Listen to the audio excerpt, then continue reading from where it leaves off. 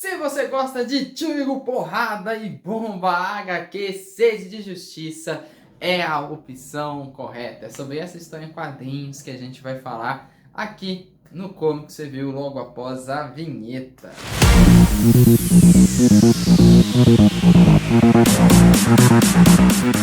Fala pessoal, sejam todos muito bem-vindos a mais um Comics Review. Para quem não me conhece, meu nome é Rafael Loures, eu trabalho com história em quadrinhos, né? Desenhos, pintura digital, balonização, gestão de mídias sociais aí na área, enfim.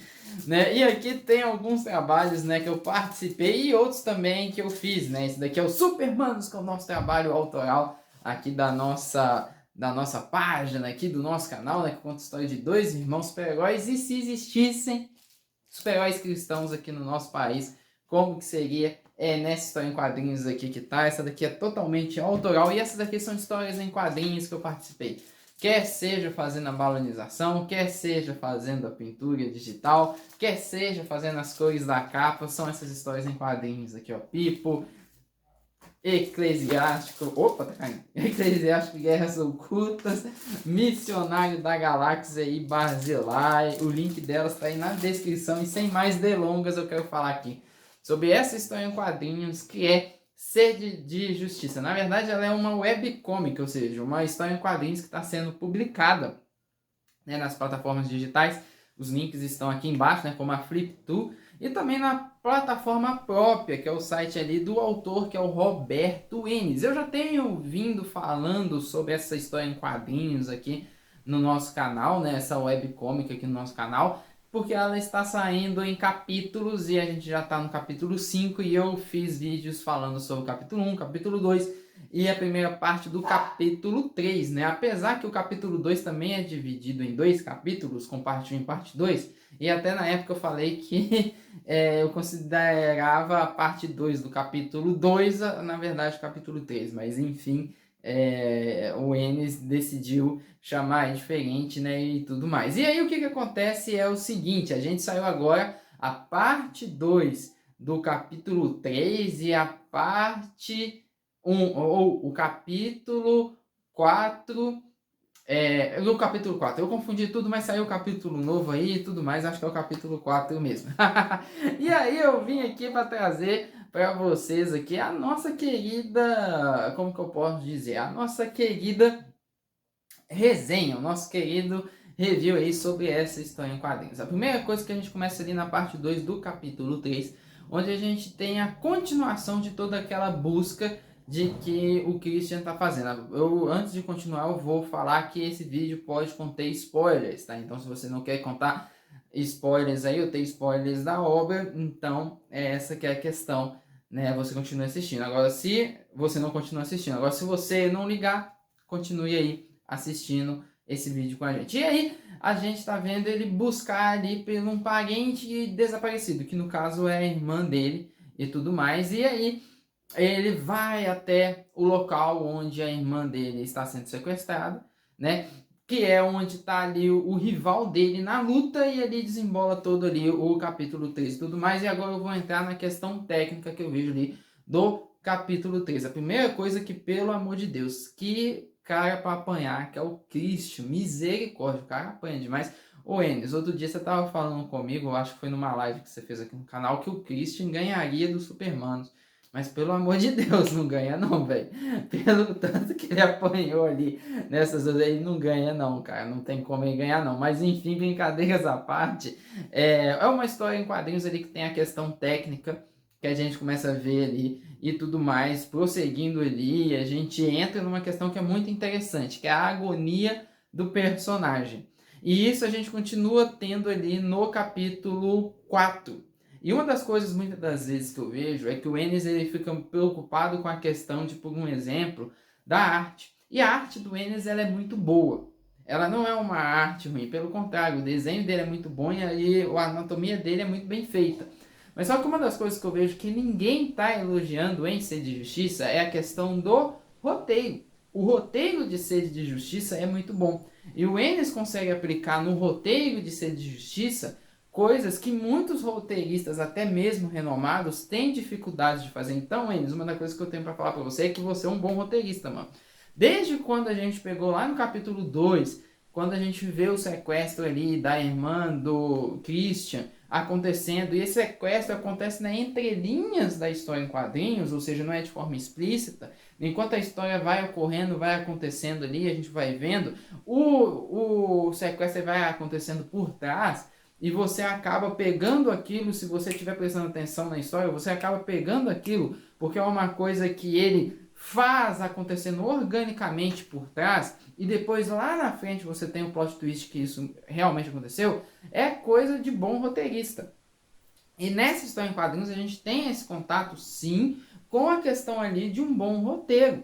Porque a gente consegue entrar na agonia que a gente tem ali do personagem Christian. É um capítulo agonizante. É um capítulo que te dá, assim, você fica literalmente se sentindo mal com tudo aquilo que o Christian está passando. Além disso, é um capítulo que você consegue estabelecer algumas conexões muito interessantes. Primeiro, você tem contato com o passado do Ennis e como que e você descobre como que a irmã dele é importante para ele. Isso é um desenvolvimento muito bom para o personagem ali dentro. Além disso, uma outra coisa que acontece também nessa história em quadrinhos e que é muito bacana é a questão de aqui se começa a colocar como que o Ennis vê ali a figura de Deus, já que é uma história em quadrinhos cristã, e é uma coisa também muito bem colocada, você vê que não é uma coisa ali forçada, mas é uma coisa muito bem colocada, como ele começa ali a falar de Deus e tudo mais, por que ele não acredita, e todas as conexões que ele tem com isso, e também o motivo de que ele entra ali no box clandestino, né, na casa de luta clandestina, também é muito bem colocado, e eu acho muito legal o jeito que o Ennis colocou a questão do ódio. Que o Ennis, ele é um cara ali que tem tanto ódio, tanto ódio, tanto ódio, tanto ódio, que quando ele precisou usar do ódio para ajudar alguém, não conseguiu ajudar alguém, mas na realidade só atrapalhou. Atrapalhou ele de conseguir ali salvar a pessoa. Isso é uma metáfora muito interessante que daqui a pouco eu vou falar sobre ela, mas antes eu quero convidar você a seguir aí a gente nas nossas redes sociais, está aqui embaixo os nossos links. Lembrando que a gente tem um Telegram, é sim, Gibiteca do Amigo Jesus é o nosso Telegram, gente. Lembrando que a gente tem as nossas redes sociais, que são duas, que são as do Supermanos HQ, que é a nossa história em quadrinhos aí de super-herói, né? E além disso também a gente tem a nossa rede social principal, que é Amigo Jesus, né? Que é onde a gente posta lá as reflexões sobre cultura pop e também algumas tirinhas cristãs muito bacanas. Então não deixe de estar seguindo aí a gente. E voltando aqui pro texto, antes de falar sobre essa questão do ódio, eu quero continuar falando também sobre a questão agora mais voltada para a arte. A história em quadrinhos do Ennis, ela tem uma arte muito boa e a anatomia tá excelente. É uma coisa assim que você não tem assim o que questionar. E no capítulo 3 eu tinha falado com ele sobre a questão da narrativa, que não estava legal, que não estava boa. E a gente vê, sim, que no capítulo 4, que é o capítulo atual, na realidade você vê uma melhora muito boa aí da narrativa, sim. Quando você pega aquelas cenas, que é as cenas mais voltadas ali para a alma do Christian, mais interior, mais voltadas para o interior do personagem, a narrativa tá excelente. Aquela sequência do esgoto é muito bem feita. Você consegue ver que os balões eles estão levando o seu olho para onde é que você deve ler e a ilustração ela está conversando com a balonização e a composição de página. Isso é excelente e mostra que o Ennis ele estudou bastante essa questão de narrativa e conseguiu cumprir essa narrativa da melhor maneira possível, até de certo ponto colocar aquela sequência ali do esgoto como algo de fato filosófico. Por isso que eu falo que o Ennis ele é um ótimo roteirista, sim, porque é muito filosófico aquela parte, a narrativa ela serve bem ali para aquilo que a gente está vendo. Então você está de parabéns, Ennis, você conseguiu aí melhorar bastante a sua narrativa, né? E para terminar, a última coisa que eu tenho para falar é que a história em quadrinhos ela tem uma coisa chamada Deus Ex Machina, né? Ou Machina, que é aquele recurso de roteiro quando alguém de fora aparece para ali salvar um personagem em perigo. A gente vê isso na história ali que acontece. É um recurso de roteiro que muita gente usa, Mas é um recurso de roteiro que ele é muito perigoso, porque ao mesmo tempo que ele pode ser genial, ele pode ser algo ali que é a intromissão do roteirista, ou a mão do roteirista na história.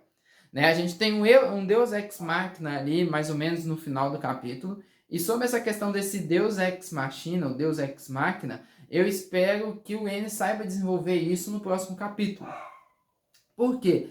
Porque o que vai fazer aquele Deus Ex Machina ser genial ou não é aquilo que ele vai entregar no próximo capítulo, porque é um Deus Ex Machina que acontece justamente ali na divisão do capítulo, quando termina o capítulo e você vai partir para o próximo. Ou seja, ele está pela metade.